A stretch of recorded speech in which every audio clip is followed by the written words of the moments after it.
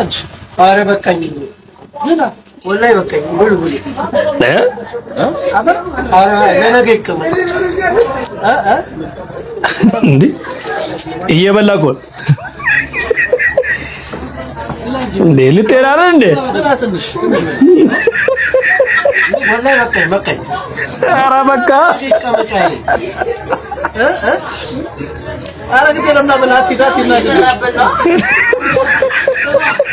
ወላሂ ብሉ በቃ ትንሽ ብላ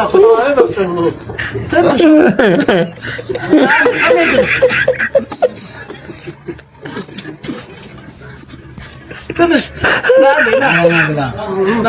ጨረሰ እኮ ዘግቷል። አበላም አይበላም